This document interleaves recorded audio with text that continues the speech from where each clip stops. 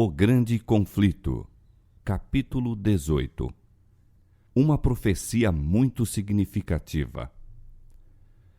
Um lavrador íntegro e de sentimentos honestos, que havia sido levado a duvidar da autoridade divina das Escrituras e que, no entanto, desejava sinceramente conhecer a verdade, foi o homem especialmente escolhido por Deus para iniciar a proclamação da segunda vinda de Cristo. Como outros muitos reformadores, Guilherme Miller lutou no princípio de sua vida com a pobreza, aprendendo desta arte as grandes lições de energia e renúncia. Os membros da família de que proveio caracterizavam-se por um espírito independente e amante da liberdade, pela capacidade de resistência e ardente patriotismo, traços que também eram preeminentes em seu caráter. Seu pai fora capitão no exército da Revolução e, aos sacrifícios que fizera nas lutas e sofrimentos daquele tempestuoso período, podem-se atribuir às circunstâncias embaraçosas dos primeiros anos da vida de Miller.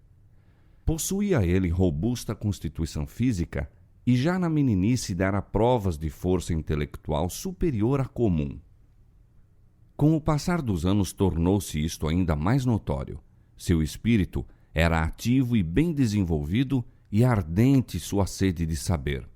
Conquanto não haurisse as vantagens de uma educação superior, seu amor ao estudo e o hábito de pensar cuidadosamente, bem como a aguda perspicácia, tornaram-no um homem de perfeito discernimento e largueza de vistas.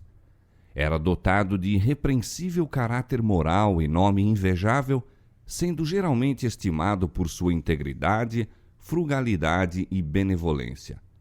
À custa de energia e aplicação, adquiriu o necessário para viver, conservando, no entanto, seus hábitos de estudo. Ocupou com distinção vários cargos civis e militares, e as portas da riqueza e honra pareciam-lhe abertas de par em par. Sua mãe era mulher verdadeiramente piedosa, e na infância estivera ele sujeito às impressões religiosas. No entanto, ao atingir o limiar da idade adulta, foi levado a associar-se com deístas, cuja influência foi tanto mais acentuada pelo fato de serem, na maioria, bons cidadãos e homens de disposições humanitárias e benevolentes. Vivendo como viviam, no meio de instituições cristãs, seu caráter tinha sido até certo ponto moldado pelo ambiente. As boas qualidades que lhes conquistaram respeito e confiança deviam-nas à Bíblia, e, contudo, esses dons apreciáveis se haviam pervertido a ponto de exercer influência contra a palavra de Deus. Pela associação com esses homens, Miller foi levado a adotar seus sentimentos. As interpretações corretas das Escrituras apresentavam dificuldades que lhe pareciam insuperáveis. Todavia, sua nova crença, conquanto pusesse de lado a Escritura Sagrada, nada oferecia de melhor para substituí-la, e longe estava ele de sentir-se satisfeito. Continuou, entretanto, a manter estas opiniões durante mais ou menos 12 anos. Mas com a idade de 34 anos, o Espírito Santo impressionou-lhe o coração com a intuição de seu estado pecaminoso. Não encontrou em sua crença anterior certeza alguma de felicidade além-túmulo. O futuro era negro e tétrico. Referindo-se mais tarde aos seus sentimentos nesta época, disse ele: o aniquilamento era um pensamento gélido e desalentador, e o fato de ter o homem de responder por seus atos significava destruição certa para todos. O céu era como bronze por sobre a minha cabeça, e a terra como ferro sob os meus pés. A eternidade, que era? E a morte, por que existia? Quanto mais raciocinava, mais longe me achava da evidência. Quanto mais pensava, mais contraditórias eram as minhas conclusões. Tentei deixar de pensar, mas meus pensamentos não podiam ser dominados. Era verdadeiramente infeliz, mas não compreendia a causa. Murmurava e queixava-me sem saber de quem. Sabia que algo havia de errado, mas não sabia como ou onde encontrar o que era reto. Lamentava, mas sem esperança. Neste estado continuou durante alguns meses. Subitamente, diz ele, gravou-se-me ao vivo no espírito o caráter de um Salvador. Pareceu-me que bem poderia existir um ser tão bom e compassivo que por nossas transgressões fizesse expiação, livrando-nos desta arte de sofrer a pena do pecado. Compreendi desde logo quão amável esse ente deveria ser e imaginei poder lançar-me aos seus braços, confiante em sua misericórdia. Mas surgiu a questão: como se pode provar a existência desse ser? Afora a Bíblia, achei que não poderia obter prova da existência de semelhante Salvador, nem sequer de uma existência futura. Vi que a Escritura Sagrada apresentava precisamente um Salvador como o que necessitava. E fiquei perplexo por ver como um livro não inspirado desenvolvia princípios tão perfeitamente adaptados às necessidades de um mundo decaído. Fui constrangido a admitir que as Escrituras devem ser uma revelação de Deus. Tornaram-se elas o meu deleite, e em Jesus encontrei um amigo. O Salvador tornou-se para mim o primeiro entre 10.000, e as Escrituras, que antes eram obscuras e contraditórias, tornaram-se agora a lâmpada para os meus pés e luz para meu caminho. Meu espírito tranquilizou-se e ficou satisfeito. Achei que o Senhor Deus é uma rocha em meio do oceano da vida. A Bíblia tornou-se então o meu estudo principal e posso, em verdade dizer, pesquisava com grande deleite. Vi que a metade nunca se me havia dito. Admirava-me de que me não tivesse apercebido antes de sua beleza e glória, e maravilhava-me de que já a pudesse haver rejeitado. Tudo o que o coração poderia desejar, encontrei revelado como um remédio para toda enfermidade da alma. Perdi todo o gosto para outra leitura e apliquei o coração a obter a sabedoria de Deus. Miller professou publicamente sua fé na religião que antes desprezara. Seus companheiros incrédulos, entretanto, não tardaram em produzir todos os argumentos com que ele próprio insistira contra a autoridade divina das Escrituras. Não estava então preparado para responder a eles, mas raciocinava que, se a Bíblia é a revelação de Deus, deve ser coerente consigo mesma, e que, como foi dada para a instrução do homem, deve adaptar-se à sua compreensão. Decidiu-se a estudar as Escrituras por si mesmo e verificar se as aparentes contradições não se poderiam harmonizar. Esforçando-se por deixar de lado todas as opiniões preconcebidas, dispensando comentários, comparou passagem com passagem com o auxílio das referências à margem da concordância. Prosseguiu no estudo de modo sistemático e metódico, começando com Gênesis e lendo versículo por versículo. Não ia mais depressa do que se lhe desvendava o sentido das várias passagens, de modo a deixá-lo livre de toda dificuldade. Quando encontrava algum ponto obscuro, tinha por costume compará-lo com todos os outros textos que pareciam ter qualquer referência ao assunto em consideração. Permitia que cada palavra tivesse a relação própria com o assunto do texto e, quando harmonizava seu ponto de vista acerca dessa passagem com todas as referências da mesma, deixava de ser uma dificuldade. Assim, quando quer que encontrasse passagem difícil de entender, achava explicação em alguma outra parte da Escritura. Estudando com fervorosa oração para obter esclarecimento da parte de Deus, o que antes parecia obscuro à compreensão, agora se fizera claro. Experimentou a verdade das palavras do salmista. A exposição das tuas palavras dá luz, dá entendimento aos simples. Salmo 119, verso 130. Com intenso interesse, estudou os livros de Daniel e Apocalipse, empregando os mesmos princípios de interpretação que para as demais partes das Escrituras, e descobriu, para sua grande alegria, que os símbolos proféticos podiam ser compreendidos.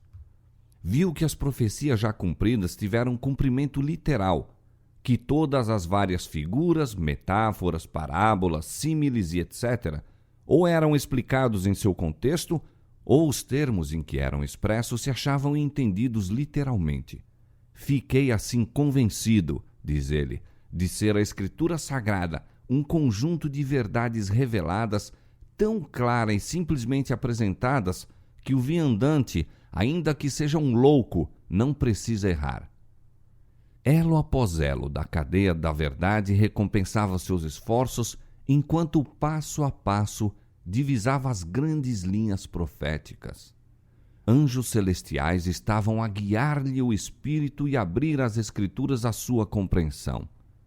Tomando a maneira por que as profecias se tinham cumprido no passado como critério pelo qual julgar do cumprimento das que ainda estavam no futuro, chegou à conclusão de que o conceito popular acerca do reino espiritual de Cristo, o milênio temporal antes do fim do mundo, não é apoiado pela palavra de Deus. Essa doutrina, falando em 1000 anos de justiça e paz antes da vinda pessoal do Senhor, afasta para longe os terrores do dia de Deus. Mas, por agradável que seja, é contraditória aos ensinos de Cristo e seus apóstolos, que declaravam que o trigo e o joio devem crescer juntos até a ceifa, o fim do mundo, que os homens maus e enganadores irão de mal a pior, que nos últimos dias sobrevirão tempos trabalhosos e que o reino das trevas continuará até o advento do Senhor, sendo consumido pelo espírito de sua boca e destruído com o resplendor de sua vinda.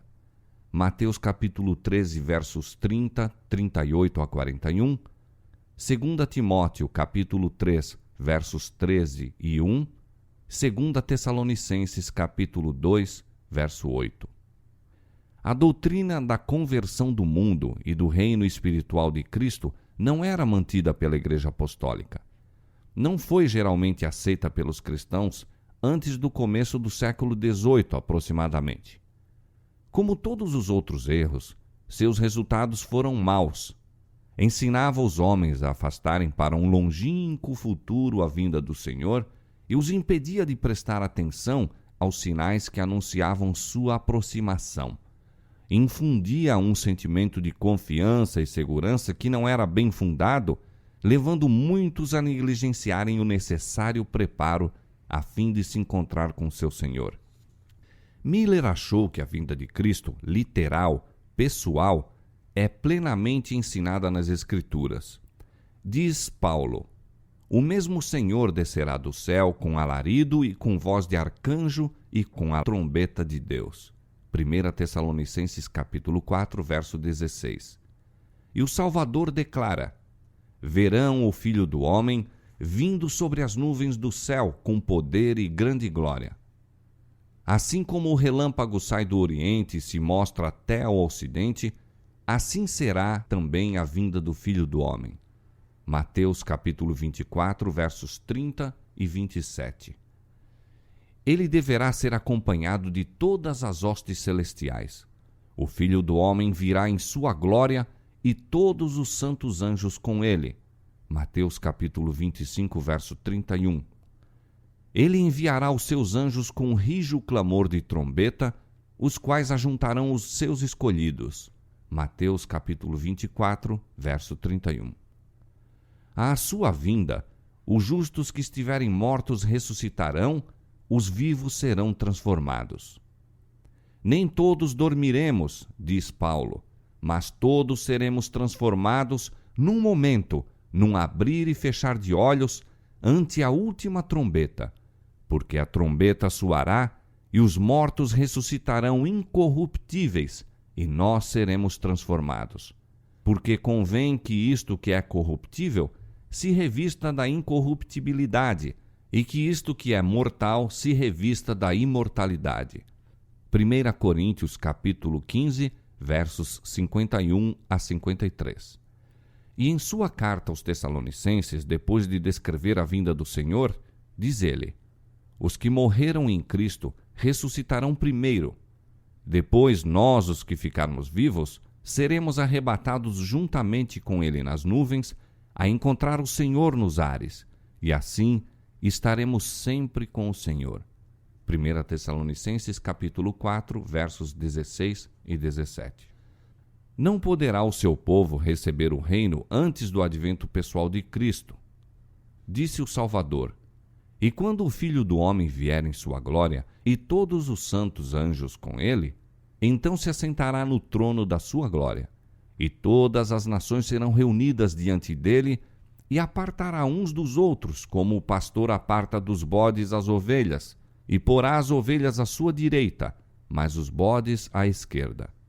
Então dirá o rei aos que estiverem à sua direita: Vinde, benditos de meu Pai, possuí por herança o reino que vos está preparado desde a fundação do mundo.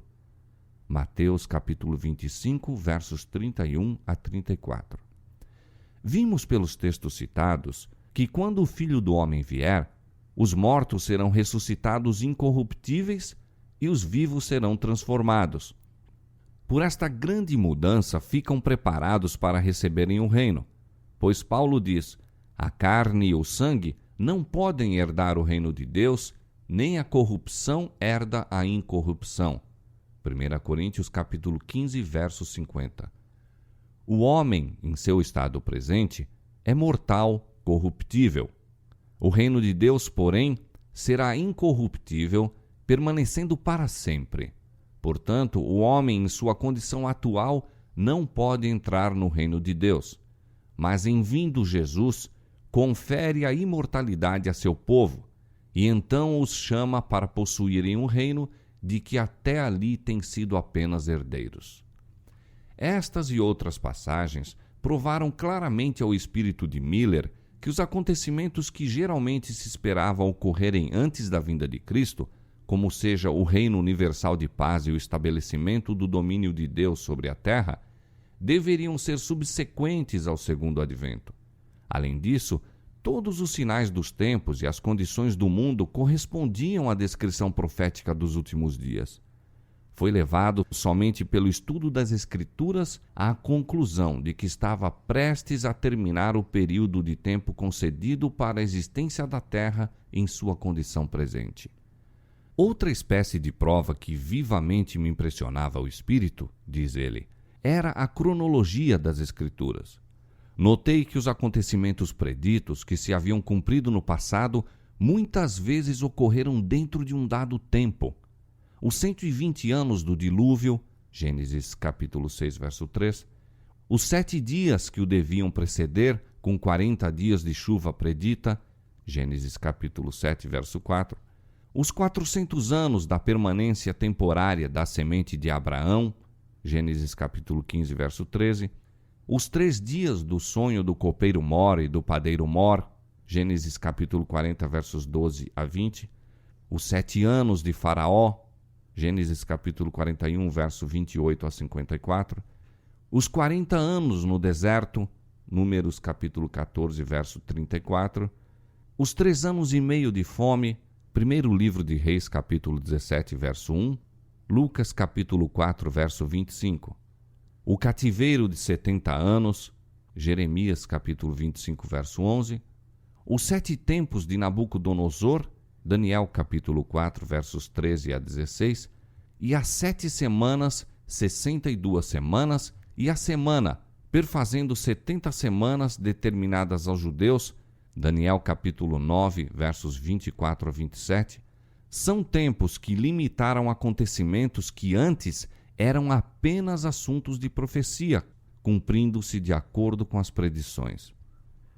Quando, portanto, encontrou em seu estudo da Bíblia vários períodos cronológicos que, segundo a sua compreensão dos mesmos, se estendiam até a segunda vinda de Cristo, não pôde senão considerá-los como os tempos já dantes ordenados que Deus revelou a seus servos.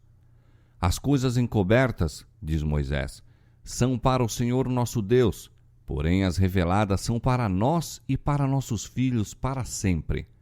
Deuteronômio capítulo 29, verso 29. E o Senhor declara pelo profeta Amós que não fará coisa alguma sem ter revelado o seu segredo aos seus servos, os profetas. Amós capítulo 3, verso 7. Assim, os que estudam a palavra de Deus podem confiantemente esperar que encontrarão nas Escrituras da verdade claramente indicado o acontecimento mais estupendo a ocorrer na história da humanidade.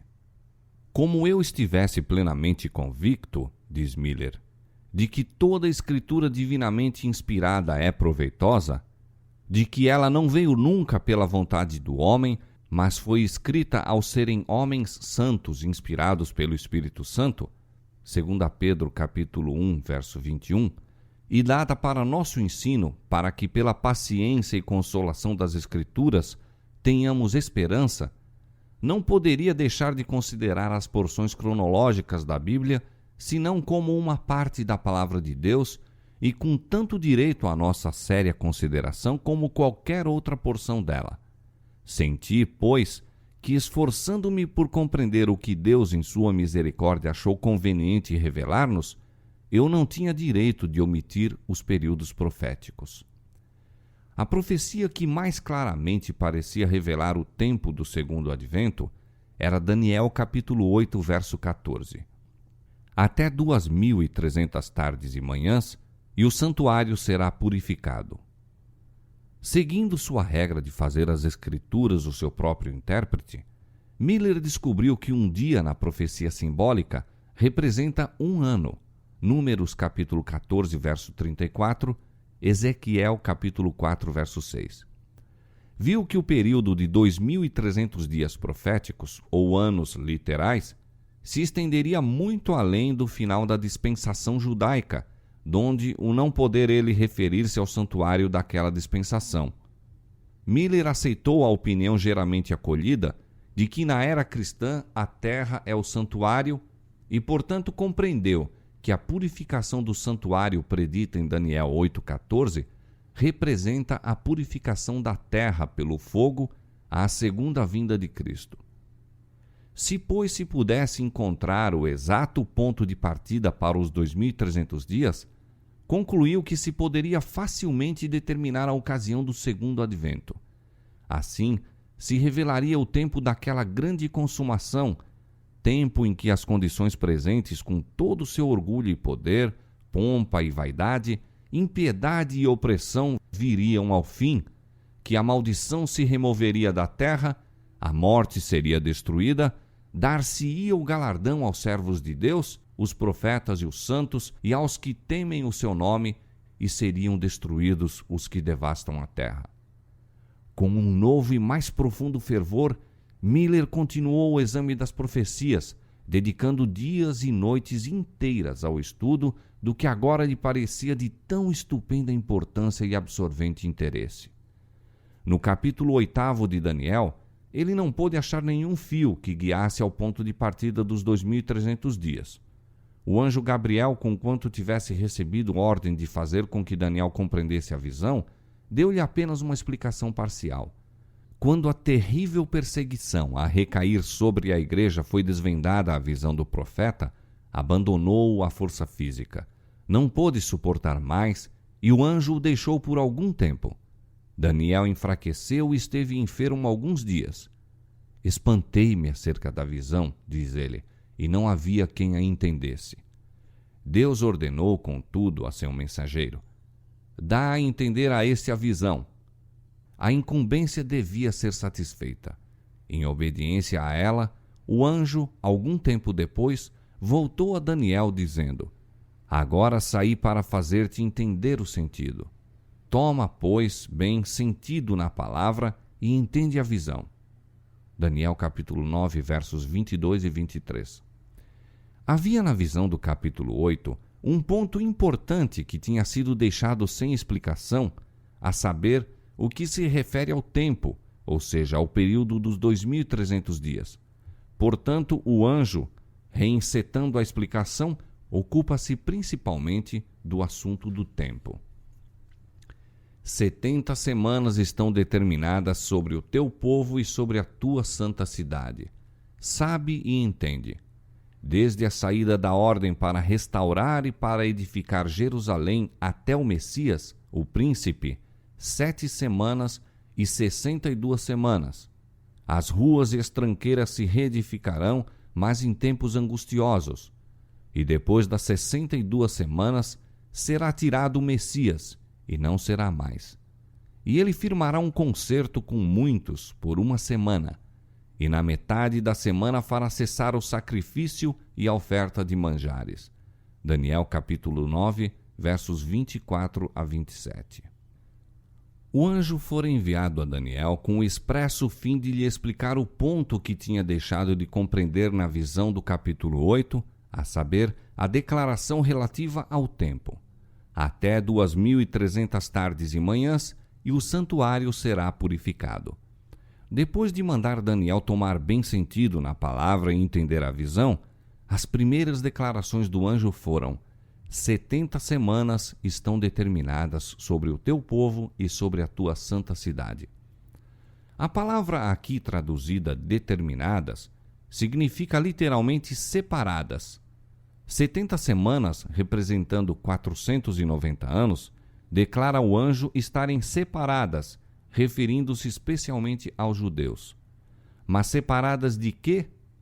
Como os 2.300 dias foram o único período de tempo mencionado no capítulo 8, devem ser o período de que as 70 semanas se separaram. Estas devem ser, portanto, uma parte dos 2.300 dias, e os dois períodos devem começar juntamente. Declara o anjo datarem as 70 semanas da saída da ordem para restaurar e edificar Jerusalém. Se pudesse encontrar a data desta ordem, estaria estabelecido o ponto de partida do grande período dos 2.300 dias. No 7º capítulo de Esdras, acha-se o decreto. Esdras capítulo 7, versos 12 a 26. Em sua forma completa, foi promulgado por Artaxerxes, rei da Pérsia, em 457 a.C. Mas em Esdras 6, 14, se diz ter sido a casa do Senhor em Jerusalém edificada conforme o mandado, ou decreto, como se poderia traduzir, de Ciro e de Dario e de Artaxerxes, rei da Pérsia. Estes três reis, originando, confirmando e completando o decreto, deram-lhe a perfeição exigida pela profecia para assinalar o início dos 2.300 anos. Tomando-se o ano 457 a.C., tempo em que se completou o decreto, como data da ordem, viu-se ter se cumprido toda a especificação da profecia relativa às 70 semanas. Desde a saída da ordem para restaurar e para edificar Jerusalém, até o Messias, o príncipe, 7 semanas e 62 semanas, a saber, 69 semanas ou 483 anos. O decreto de Artaxerxes entrou em vigor no outono de 457 a.C. A partir desta data, 483 anos estendem-se até o outono do ano 27 de nossa era. Naquele tempo, esta profecia se cumpriu. A palavra Messias significa o ungido. No outono do ano 27 de nossa era, Cristo foi batizado por João e recebeu a unção do Espírito. O apóstolo Pedro testifica que Deus ungiu a Jesus de Nazaré com o Espírito Santo e com virtude. Atos capítulo 10, verso 38. E o próprio Salvador declarou: O Espírito do Senhor é sobre mim, pois que me ungiu para evangelizar os pobres. Lucas capítulo 4, verso 18. Depois de seu batismo, ele foi para a Galiléia, pregando o evangelho do reino de Deus e dizendo: O tempo está cumprido. Marcos capítulo 1, versos 14 e 15. E ele firmará concerto com muitos por 1 semana. A semana a que há referência aqui é a última das 70, são os últimos 7 anos do período concedido especialmente aos judeus. Durante este tempo, que se estende do ano 27 ao ano 34 de nossa era, Cristo, a princípio em pessoa e depois pelos seus discípulos, dirigiu o convite do Evangelho especialmente aos judeus. Ao saírem os apóstolos com as boas novas do reino, a recomendação do Salvador era: Não ireis pelos caminhos das gentes, nem entrareis em cidades de samaritanos, mas ide às ovelhas perdidas da casa de Israel. Mateus capítulo 10, versos 5 e 6. Na metade da semana fará cessar o sacrifício e a oferta dos manjares. No ano 31 da nossa era, 3 anos e meio depois de seu batismo, nosso Senhor foi crucificado. Com o grande sacrifício oferecido sobre o Calvário, terminou aquele sistema cerimonial de ofertas que durante 4.000 anos haviam apontado para o Cordeiro de Deus. O tipo alcançou o antítipo e todos os sacrifícios e ofertas daquele sistema cerimonial deveriam cessar. As 7 semanas, ou 490 anos, especialmente conferidas aos judeus, terminaram, como vimos, no ano 34. Naquele tempo, pelo ato do Sinédrio Judaico, a nação selou sua recusa do Evangelho pelo martírio de Estevão e perseguição aos seguidores de Cristo. Assim, a mensagem da salvação, não mais restrita ao povo escolhido, foi dada ao mundo. Os discípulos, forçados pela perseguição a fugir de Jerusalém, iam por toda parte anunciando a palavra. Filipe desceu à cidade de Samaria e pregou a Cristo. Pedro, divinamente guiado, revelou o evangelho ao centurião de Cesareia, Cornélio, que era temente a Deus, e o ardoroso Paulo, ganho à fé cristã, foi incumbido de levar as alegres novas aos gentios de longe. Atos capítulo 8, versos 4 e 5, capítulo 22, verso 21. Até aqui, cumpriram-se de maneira surpreendente todas as especificações das profecias e fixa-se o início das 70 semanas, inquestionavelmente, no ano 457 a.C. e seu termo no ano 34 de nossa era. Por estes dados, não há dificuldade em achar-se o final dos 2.300 dias. Tendo sido as 70 semanas, 490 dias, separadas dos 2.300 dias, ficaram restando 1.810 dias. Depois do fim dos 490 dias, os 1.810 dias deveriam ainda cumprir-se. Contando do ano 34 de nossa era, 1.810 anos se estendem a 1.844. Consequentemente, os 2.300 dias de Daniel capítulo 8, verso 14, terminam em 1844.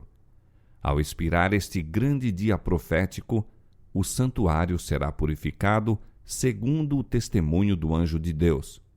Deste modo, foi definitivamente indicado o tempo da purificação do santuário, que quase universalmente se acreditava ocorresse por ocasião do segundo advento.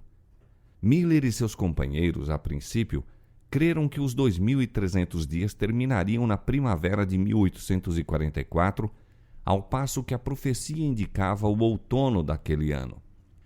A compreensão errônea deste ponto trouxe desapontamento e perplexidade aos que haviam fixado a primeira daquelas datas para o tempo da vinda do Senhor.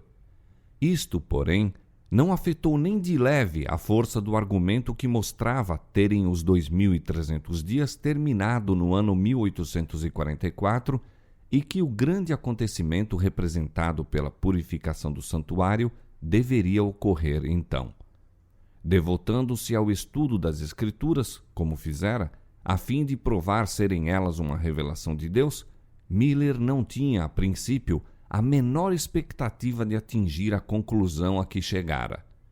A custo podia ele mesmo dar crédito aos resultados de sua investigação, mas a prova das Escrituras era por demais clara e forte para que fosse posta de parte. 2 anos dedicara ele ao estudo da Bíblia, quando, em 1818, chegou à solene conclusão de que dentro de 25 anos aproximadamente, Cristo apareceria para a redenção de seu povo.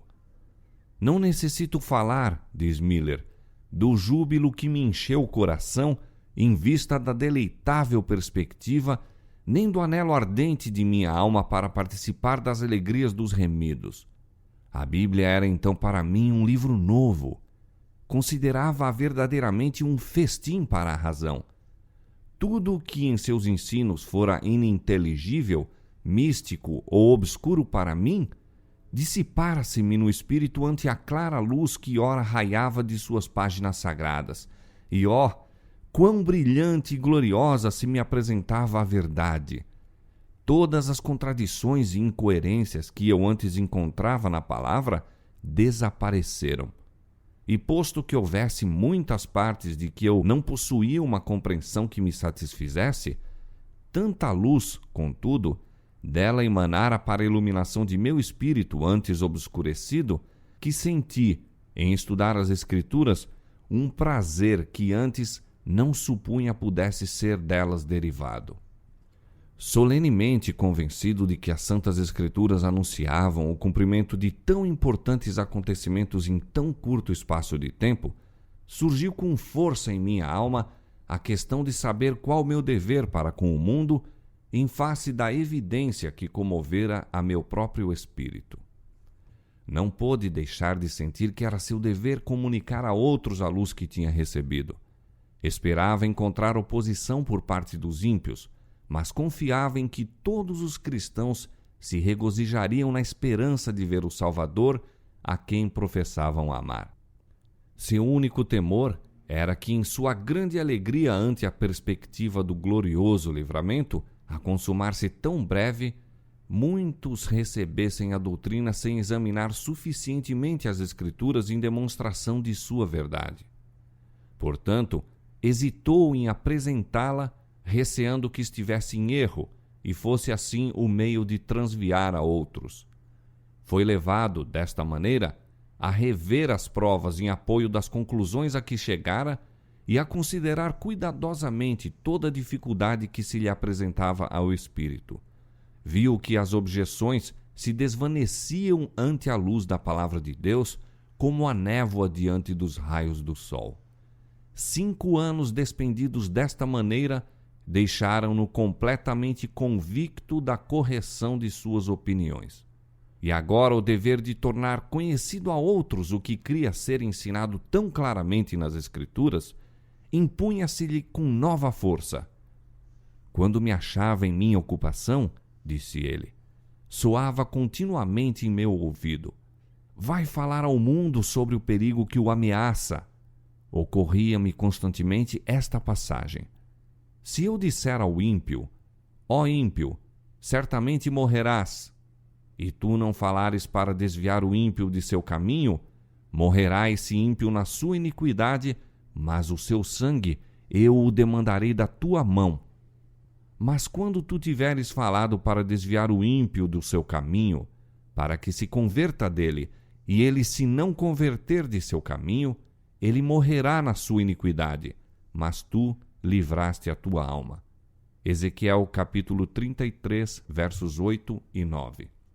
Compreendi que se os ímpios pudessem ser devidamente advertidos, multidões deles se arrependeriam e que se eles não fossem avisados, seu sangue poderia ser exigido de minha mão. Começou ele a apresentar suas opiniões em particular quando se lhe oferecia a oportunidade, orando para que algum pastor pudesse sentir a força das mesmas e dedicar-se à sua promulgação.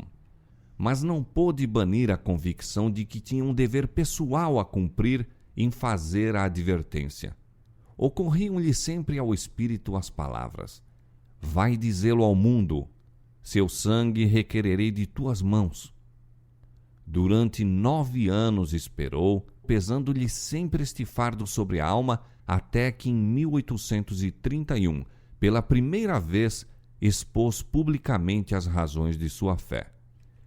Assim como Eliseu foi chamado quando a rabiça do arado acompanhava os bois no campo de trabalho, a fim de receber o manto da consagração ao ofício de profeta, também Guilherme Miller foi chamado para deixar o arado e desvendar ao povo os mistérios do reino de Deus. Cheio de temores, deu início ao trabalho, levando seus ouvintes passo a passo, através dos períodos proféticos, até o segundo aparecimento de Cristo. Em cada preleção, ganhava ele energia e coragem, vendo o grande interesse despertado por suas palavras. Foi somente às solicitações de seus irmãos, em cujas palavras ele ouvia o chamado de Deus, que Miller consentiu em apresentar suas opiniões em público. Contava então 50 anos de idade, não estava habituado a falar em público e sentia-se oprimido ao reconhecer sua incapacidade para a obra. Desde o princípio, porém, seus trabalhos para a salvação das almas foram abençoados de modo notável. Sua primeira conferência foi seguida de um despertamento religioso no qual se converteram 13 famílias inteiras, com exceção de 2 pessoas. Foi imediatamente convidado a falar em outros lugares e quase em toda parte seu trabalho resultava em avivamento da obra de Deus. Convertiam-se pecadores, cristãos eram despertados à maior consagração e deístas e incrédulos reconheciam a verdade da Bíblia e da religião cristã.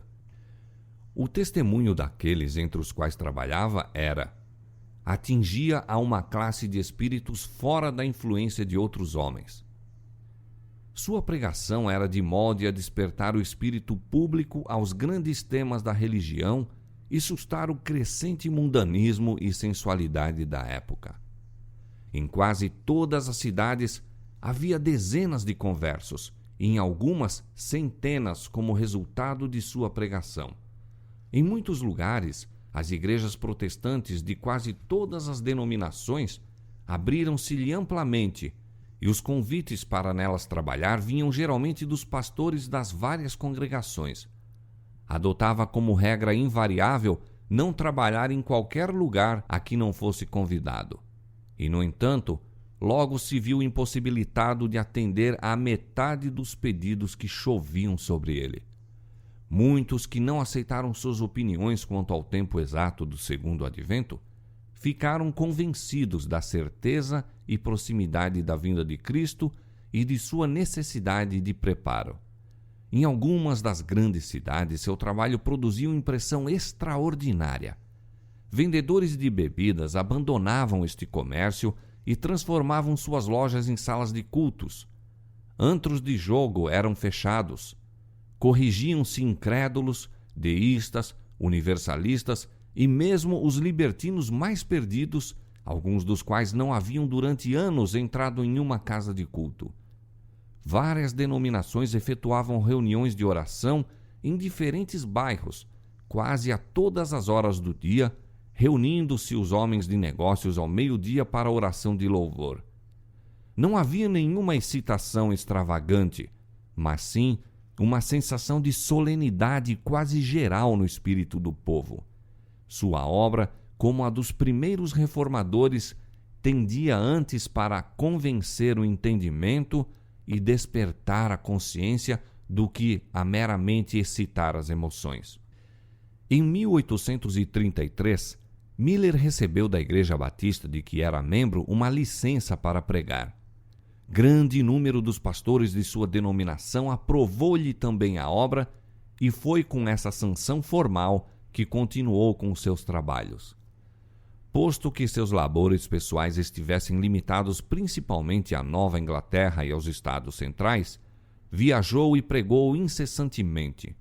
Durante vários anos, suas despesas eram cobertas inteiramente por sua bolsa particular e, posteriormente, nunca recebeu o bastante para custear as viagens aos lugares a que era convidado. Assim, seus trabalhos públicos, longe de serem benefício pecuniário, eram de pesado encargo às posses que gradualmente diminuíram durante este período de sua vida. Era chefe de numerosa família, mas como todos eram sóbrios e industriosos, sua fazenda bastava para a manutenção de todos. Em 1833, 2 anos depois que Miller começou a apresentar em público as provas da próxima vinda de Cristo, apareceu o último dos sinais que foram prometidos pelo Salvador como indícios de seu segundo advento. Disse Jesus: as estrelas cairão do céu. Mateus capítulo 24, verso 29. E João, no Apocalipse, declarou ao contemplar em visão as cenas que deveriam anunciar o dia de Deus. E as estrelas do céu caíram sobre a terra, como quando a figueira lança de si os seus figos verdes, abalada por um vento forte. Apocalipse capítulo 6, verso 13. Esta profecia teve cumprimento surpreendente e impressionante na grande chuva meteórica de 13 de novembro de 1833. Aquela foi a mais extensa e maravilhosa exibição de estrelas cadentes que já se tem registrado, achando-se então o firmamento inteiro sobre todos os Estados Unidos durante horas em faiscante comoção.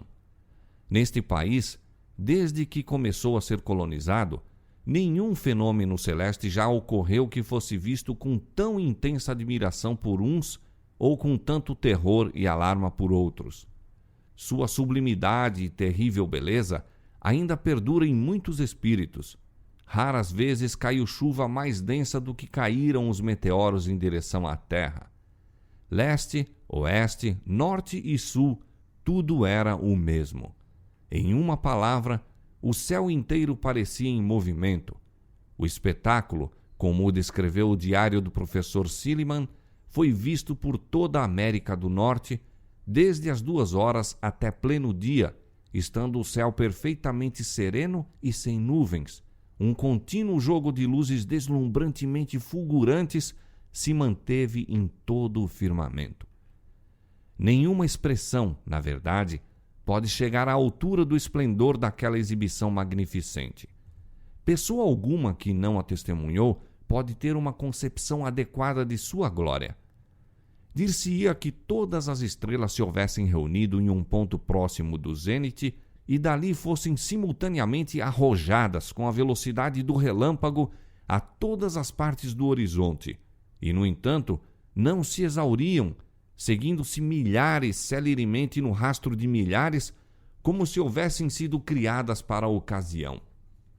Não era possível contemplar um quadro mais fiel de uma figueira lançando seus figos quando açoitada por um vento forte. No Journal of Commerce de Nova York, de 14 de novembro de 1833, apareceu um longo artigo considerando este maravilhoso fenômeno, artigo que continha esta declaração: nenhum filósofo ou sábio mencionou ou registrou, suponho eu, um acontecimento semelhante ao de ontem de manhã. Um profeta há 1800 anos predisse-o exatamente, se não nos furtarmos ao incômodo de compreender o chuveiro de estrelas como a queda das mesmas, no único sentido em que é possível ser isso literalmente verdade. Assim se mostrou o último dos sinais de sua vinda, relativamente aos quais Jesus declarou a seus discípulos: quando virdes todas estas coisas, sabei que está próximo às portas. Mateus capítulo 24, verso 33. Depois destes sinais, João contemplou, como o grande acontecimento a seguir imediatamente, o céu retirando-se como pergaminho que se enrola, enquanto a terra tremia, montanhas e ilhas se removiam dos lugares e os ímpios procuravam, aterrorizados, fugir da presença do Filho do Homem. Apocalipse capítulo 6, versos 12 a 17. Muitos que testemunharam a queda das estrelas consideraram-na um arauto do juízo vindouro, sinal espantoso, precursor certo, misericordioso prenúncio do grande e terrível dia. Deste modo, a atenção do povo foi dirigida para o cumprimento da profecia, sendo muitos levados a dar atenção à advertência do segundo advento. No ano de 1840, outro notável cumprimento de profecia despertou geral interesse. 2 anos antes, Josias Litch, um dos principais pastores que pregavam o segundo advento, publicou uma explicação de Apocalipse 9, predizendo a queda do Império Otomano.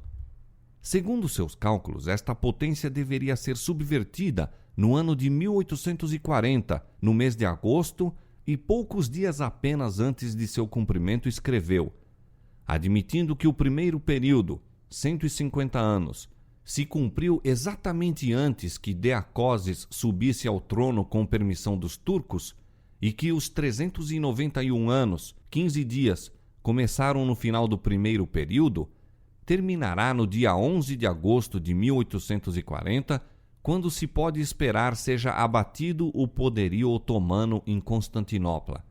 E isto, creio eu, verificar-se-á ser o caso.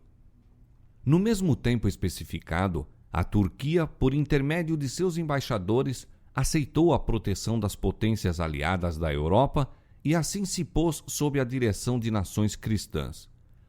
O acontecimento cumpriu exatamente a predição. Quando isto se tornou conhecido, multidões se convenceram da exatidão dos princípios de interpretação profética adotados por Miller e seus companheiros, e maravilhoso impulso foi dado ao movimento do Advento. Homens de saber e posição uniram-se a Miller, tanto para pregar como para publicar suas opiniões, e de 1840 a 1844 a obra estendeu-se rapidamente. Guilherme Miller possuía grandes dotes intelectuais, disciplinados pela meditação e estudo, e a estes acrescentava a sabedoria do céu, pondo-se em ligação com a fonte da sabedoria. Era um homem de verdadeiro valor que inspirava respeito e estima onde quer que a integridade de caráter e a excelência moral fossem apreciadas. Unindo a verdadeira bondade de coração à humildade cristã e ao poder do domínio próprio, era atento e afável para com todos, pronto para ouvir as opiniões de outrem e pesar seus argumentos. Sem paixão ou excitação, aferia todas as teorias e doutrinas pela palavra de Deus, e seu raciocínio sadio e o profundo conhecimento das Escrituras habilitavam-no a refutar o erro e desmascarar a falsidade.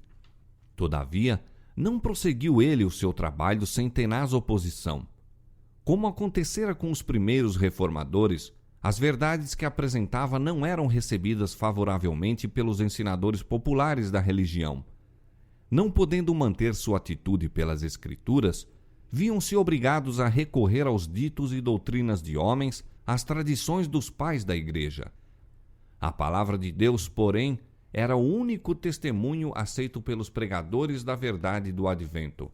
A Bíblia e a Bíblia só era a sua senha. A falta de argumentos das Santas Escrituras, por parte dos oponentes, supriam-na eles pelo ridículo e o escárnio. Empregavam tempo, meios e talentos para difamar aqueles cuja única falta era esperar com alegria a volta de seu Senhor e esforçar-se por viver vida santa e exortar aos demais a prepararem-se para o seu aparecimento. Diligentes esforços se faziam para que o espírito do povo fosse desviado do assunto referente ao segundo advento. Procurava-se dar a impressão de que estudar as profecias que se referem à vinda de Cristo e ao fim do mundo fosse pecado, algo de que os homens deveriam envergonhar-se. Assim, o ministério popular minava a fé na palavra de Deus. Seu ensino tornava os homens incrédulos e muitos tomaram a liberdade de andar conforme seus próprios desejos ímpios. Então, os autores desse mal atribuíram-no todo aos adventistas. Se bem que Miller conseguisse ter casas repletas de ouvintes inteligentes e atentos, seu nome era raras vezes mencionado pela imprensa religiosa, exceto para fins de acusação e ridículo. Os descuidados e ímpios, tornando-se audazes pela atitude dos ensinadores religiosos, recorriam aos epítetos infamantes, graçolas vis e blasfemas, em seu esforço de amontoar o ultraje sobre ele e sua obra. O homem de cabelos grisalhos, que deixara o lar confortável para viajar a expensas próprias, de cidade em cidade, de vila em vila, lutando incessantemente a fim de levar ao mundo a solene advertência do juízo próximo, era vilmente acusado de fanático, mentiroso e patife explorador. O ridículo, a falsidade, o insulto acumulado sobre ele provocaram indignados protestos mesmo por parte da imprensa secular. Tratar um assunto de tão imponente majestade e terríveis consequências com leviandade e linguagem baixa, declaravam mesmo homens mundanos ser não meramente brincar com os sentimentos de seus propagadores e advogados, mas fazer zombaria do dia de juízo, escarnecer da própria divindade e desdenhar os terrores de seu tribunal. O instigador de todo mal procurava não somente contrariar o efeito da mensagem do advento, mas destruir o próprio mensageiro. Miller fazia aplicação prática da verdade das Escrituras ao coração de seus ouvintes, reprovando-lhes os pecados e perturbando-lhes a satisfação própria. E suas palavras claras e incisivas despertaram inimizade. A oposição manifestada pelos membros da igreja à sua mensagem animava as classes inferiores a irem mais longe, e conspiraram alguns dos inimigos para tirar-lhe a vida quando saísse do local da reunião. Santos anjos, porém, estavam na multidão, e um deles, certa vez, sob a forma de homem, tomou o braço desse servo do Senhor e pô-lo a salvo da turba enfurecida. Sua obra ainda não estava terminada, e Satanás e seus emissários viram seus planos frustrados. A despeito de toda a oposição, o interesse no movimento adventista continuou a aumentar. As congregações cresceram das dezenas e centenas para milhares. Grande aumento houve nas várias igrejas, mas depois de algum tempo se manifestou o espírito de oposição a esses conversos e as igrejas começaram a tomar providências disciplinares contra os que tinham abraçado as opiniões de Miller. Este ato provocou uma resposta de sua pena em escrito dirigido aos cristãos de todas as denominações, insistindo em que, se suas doutrinas eram falsas, se lhe mostrasse o erro pelas Escrituras. Que temos nós crido, disse ele, que não nos tenha sido ordenado pela palavra de Deus, a qual vós mesmos o admitis, é a regra e a única regra de nossa fé e prática? Que temos nós feito que provocasse tão virulentas acusações contra nós, do púlpito e da imprensa, e vos desse motivo justo para excluir-nos, os adventistas, de vossas igrejas e comunhão? Se estamos errados, peço mostrar-nos em que consiste nosso erro. Mostrai-nos pela palavra de Deus que estamos enganados. Temos sido bastante ridicularizados. Isso nunca nos poderá convencer de que estamos em erro. A palavra de Deus unicamente pode mudar nossas opiniões. Chegamos às nossas conclusões depois de refletir maduramente e muito orar e ao vermos sua evidência nas Escrituras. Século após século, as advertências que Deus enviou ao mundo por seus servos foram recebidas com igual incredulidade e descrença. Quando a iniquidade dos antediluvianos o moveu a trazer o dilúvio sobre a terra, primeiramente ele lhes fez saber o seu propósito para que pudessem ter oportunidade de abandonar seus maus caminhos. Durante 120 anos, lhes soou aos ouvidos o aviso que, se arrependessem, não acontecesse manifestar-se a ira de Deus a fim de destruí-los. A mensagem parecia-lhes, porém, uma história ociosa, e nela não creram. Fazendo-se audaciosos em sua impiedade, caçoavam do mensageiro de Deus, recebiam frivolamente seus apelos e até o acusavam de presunção. Como ousa um homem levantar-se contra todos os grandes da terra? Se a mensagem de Noé era verdadeira, por que todo mundo não ouviu e creu? A palavra de um homem contra a sabedoria de milhares. Não queriam dar crédito ao aviso, nem buscar refúgio na arca. Escarnecedores apontavam para as coisas da natureza, a sucessão invariável das estações, o céu azul que nunca havia derramado chuva, os campos verdejantes refrescados pelo brando orvalho da noite, e exclamavam: fala ele parábolas? Desdenhosamente declaravam ser o pregador da justiça um rematado fanático, e continuavam mais avidamente na busca dos prazeres, mais decididos em seus maus caminhos do que nunca dantes. Mas a incredulidade que alimentavam não impediu o acontecimento predito.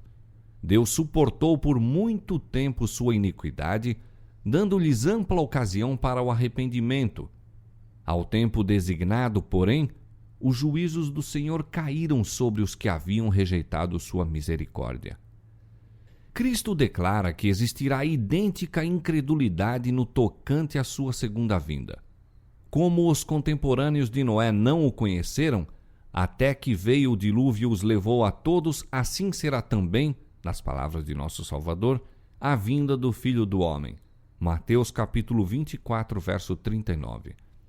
Quando o professo povo de Deus se estiver unindo com o mundo, vivendo como vivem os do mundo, e com eles gozando de prazeres proibidos, quando o luxo do mundo se tornar o luxo da igreja, quando os sinos para casamentos estiverem a tocar e todos olharem para o futuro esperando muitos anos de prosperidade temporal, subitamente então, como dos céus fulgura o relâmpago, virá o fim de suas resplendentes visões e esperanças ilusórias. Assim como Deus enviou seu servo para advertir o mundo do dilúvio a vir, enviou também mensageiros escolhidos para tornar conhecida a proximidade do juízo final. E como os contemporâneos de Noé se riam com escárnio das predições do pregador da justiça, assim, no tempo de Miller, muitos, mesmo dentre o povo professo de Deus, mofavam das palavras de advertência. E por que foram a doutrina e pregação da segunda vinda de Cristo tão mal recebidas pelas igrejas? Ao passo que para os ímpios o advento do Senhor traz miséria e desolação, para os justos está repleto de alegria e esperança. Esta grande verdade tem sido o consolo dos fiéis de Deus através de todos os séculos. Por que se tornou ela, como seu autor, uma pedra de tropeço e rocha de escândalo a seu povo professo? Foi nosso Senhor mesmo que prometeu a seus discípulos: se eu for e vos preparar lugar, virei outra vez e vos levarei para mim mesmo. João capítulo 14, verso 3. Foi o compassivo Salvador que, antecipando-se aos sentimentos de solidão e tristeza de seus seguidores, incumbiu anjos de confortá-los com a certeza de que ele viria outra vez, em pessoa, assim como fora para o céu. Estando os discípulos a olhar atentamente para cima, a fim de apanhar o último vislumbre daquele a quem amavam, sua atenção foi despertada pelas palavras: varões galileus, por que estáis olhando para o céu?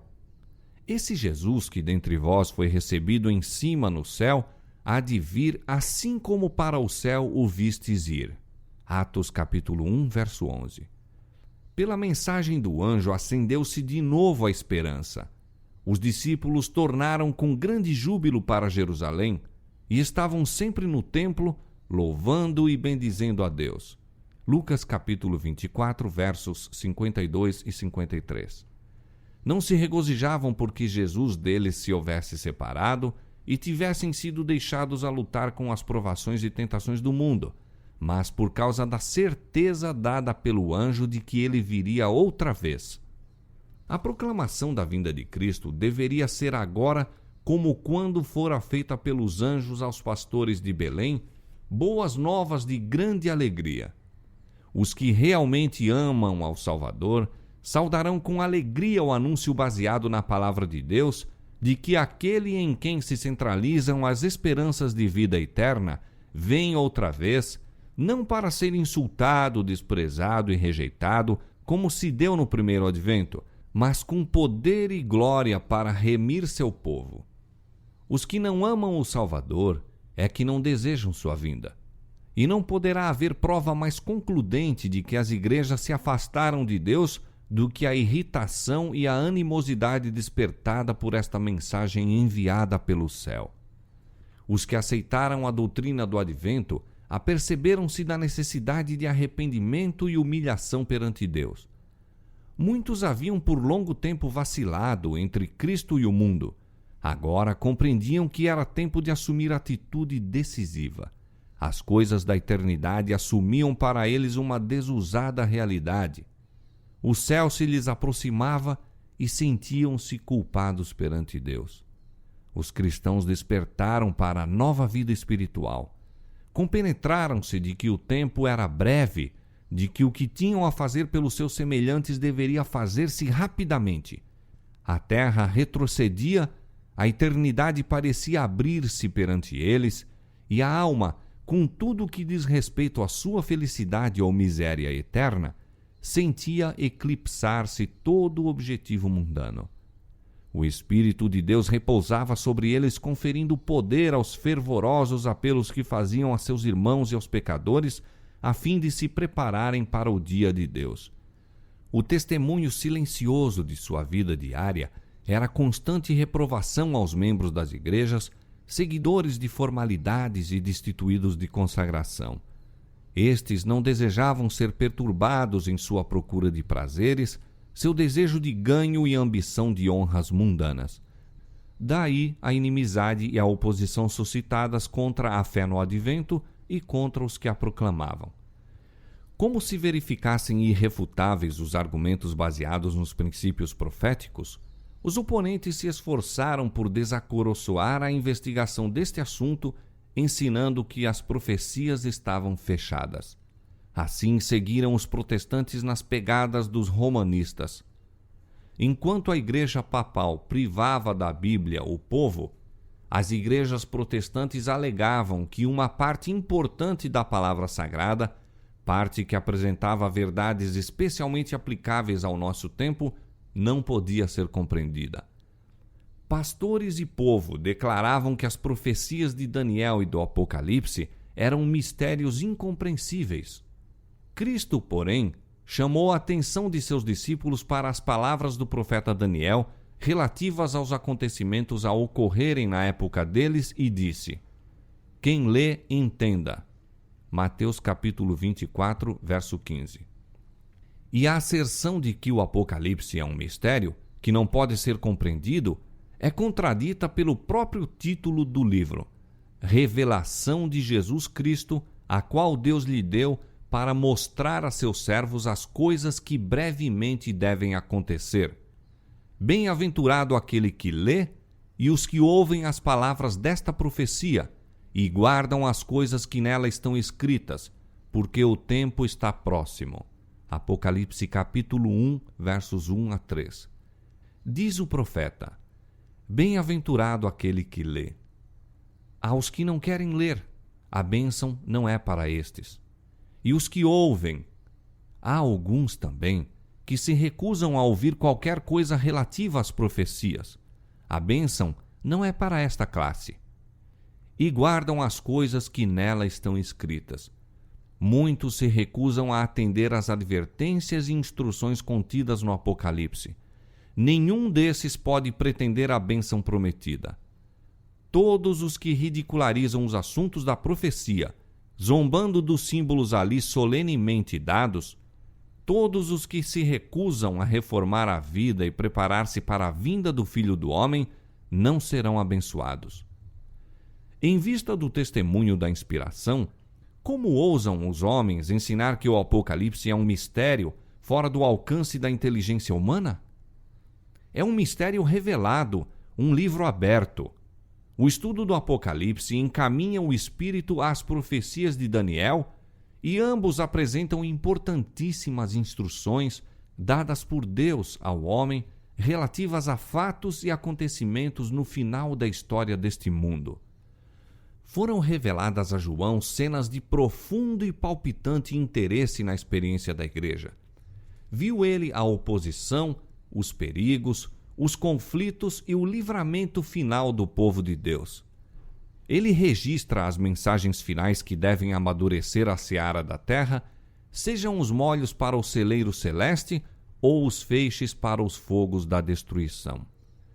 Assuntos de vasta importância lhe foram desvendados, especialmente para a última igreja, a fim de que os que volvessem do erro para a verdade pudessem ser instruídos em relação aos perigos e conflitos que diante deles estariam. Ninguém necessita estar em trevas no que respeita àquilo que está para vir sobre a terra. Por que, pois, esta dilatada ignorância com respeito a uma parte importante das Escrituras Sagradas? Por que esta relutância geral em investigar-lhes os ensinos? É o resultado de um esforço estudado do príncipe das trevas para esconder dos homens o que revela os seus enganos. Por esta razão, Cristo, o revelador, prevendo a luta que seria ferida contra o estudo do Apocalipse, pronunciou uma bênção sobre os que lessem, ouvissem e observassem as palavras da profecia.